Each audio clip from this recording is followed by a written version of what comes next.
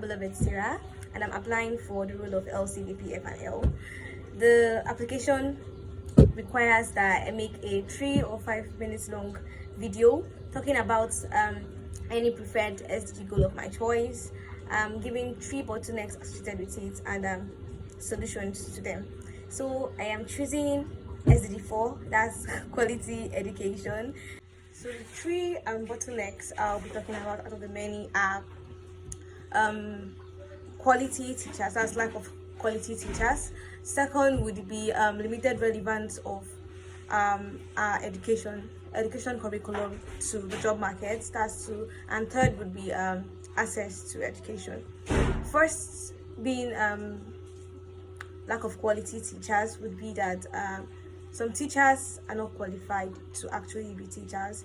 They don't have the patience to teach or have the understanding to help students understand the various subjects that they are in charge of. Second, which is limited access to this quality education. We all know that there are a lot of marginalized groups. In some parts, it could be lack of funds to actually cover this education, with the limited funding that the government gives for educational purposes, because in the national budget the percentage that's for education is actually very low, even lower than the required standard. So that's one part of the lack of access to education. Another part could be that in some areas the girl child are not seen as people that should actually be educated, and then others don't have the money to go to school. There are orphans, there are those who don't even have homes to stay, not to talk of going to school. So that's that. And then the third would be limited relevance of our education curriculum to the job market. Many of the things we are taught in school actually has no relevance or no relation to the jobs we would actually be handling in future. So most of the things that are taught in school are just like objectives.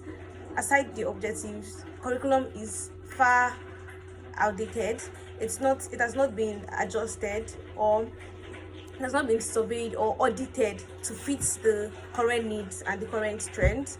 We are actually not taught the things that would be applied, like giving practical experience of what we are going to see when we actually enter into the job market. And that's why every year we release thousands of graduates and they actually cannot find suitable jobs to match certificates that they come up with, because they are not well prepared for this.